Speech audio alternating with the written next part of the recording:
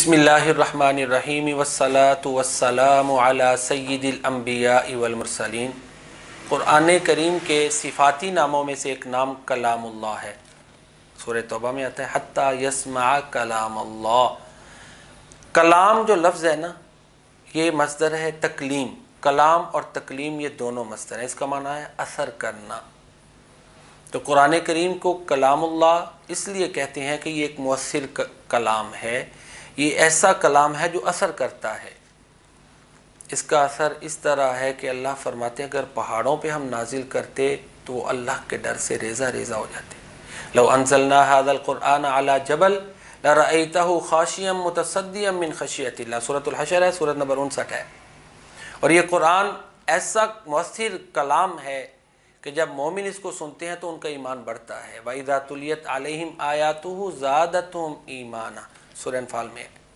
اور اسی طرح سورہ زمر سورہ نمبر 39 میں ہے کہ اللہ نزل احسن الحدیث کتابا متشابہا مثانیہ تقشعر منہ جلود الذین یخشون ربهم ثم تلین جلودهم وقلوبهم الی ذکر اللہ۔ جب اللہ کے بندے یہ قرآن سنتے ہیں تو ان کے رونگٹے کھڑے ہو جاتے ہیں اور پھر ان کا دل، ان کی اجسام اللہ کے ذکر کی طرف مائل ہوتے ہیں۔ تو یہ قرآن کریم ایک اثر کرنے والا کلام ہے۔ مسلمانوں پر تو اس کا اثر یہ ہے کہ ان کا ایمان بڑھتا ہے، اور کافروں پر اس کا اثر یہ ہے کہ وہ طغیانی و کفر میں اور بڑھ جاتے ہیں۔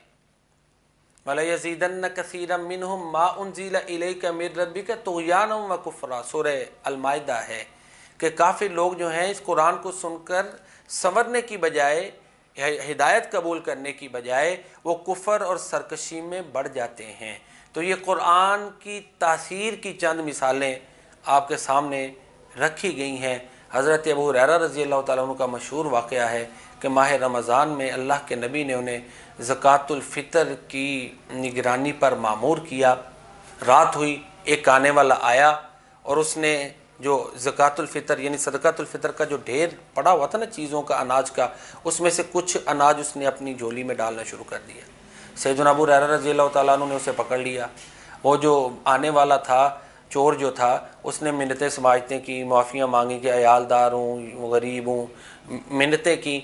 سیدنا ابو ہریرہ رضی اللہ تعالیٰ عنہ نے رحم کیا اور اسے چھوڑ دیا۔ صبح ہوئی، اللہ تعالیٰ نے پیارے نبی کریم صلی اللہ علیہ وآلہ وسلم کو وحی کے ذریعے یہ واقعہ بتا دیا تھا۔ سیدنا ابو ہریرہ رضی اللہ تعالیٰ عنہ کو پیارے نبی کریم صلی اللہ علیہ وسلم نے پوچھا، ابو ہریرہ تمہارے اس چور کا کیا بنا؟ سارا واقعہ سنایا۔ پیارے نبی کریم صلی اللہ علیہ وآلہ وسلم نے فرمایا کہ وہ پھر آئے گا، لیکن یہ حکم نہیں دیا کہ اس کو قید کر لینا، پکڑ لینا۔ دوسری رات بھی ایسے ہی ہوا، پھر تیسری رات بھی ایسے ہی ہوا۔ پھر تیسری رات وہ آنے والا جو چور تھا وہ ایک نسخہ بتا گیا کہ اے ابو ہریرہ آیت الکرسی پڑھ لیا کرو، اللہ کی طرف سے ایک محافظ تمہاری حفاظت پر مامور ہو جائے گا اور میں نہیں آؤں گا۔ صبح ہوئی، پیارے نبی کریم صلی اللہ علیہ وسلم نے سارا کچھ حضرت ابو ہریرہ رضی اللہ تعالیٰ عنہ کو بتا دیا، اور پھر پوچھا ابو ہریرہ تمہیں پتہ ہے وہ چور کون تھا؟ سیدنا ابو ہریرہ رضی اللہ تعالیٰ عنہ عرض کرتے ہیں نہیں۔ اللہ کے نبی نے فرمایا شیطان تھا تو شیطان، لیکن بات تمہیں صحیح بتا کے گیا ہے کہ آیت الکرسی کا یہ اثر ہے، اس کی یہ برکت ہے کہ رات کو پڑھ لو تو اللہ تعالیٰ ایک محافظ تمہاری حفاظت کے لیے متعین کر دیتے ہیں۔ تو قرآن کریم کا ایک نام کلام اللہ ہے، اثر کرنے والا کلام ہے۔ اس کا اثر یہ ہے کہ بے سکونوں کو سکون مل جاتا ہے، اس کا اثر یہ ہے کہ بیماروں کو شفا مل جاتی ہے۔ آیت الکرسی پڑھے، اللہ کا کلام ہے، اس کا اثر یہ ہے کہ اللہ کی طرف سے ایک محافظ آ جاتا ہے۔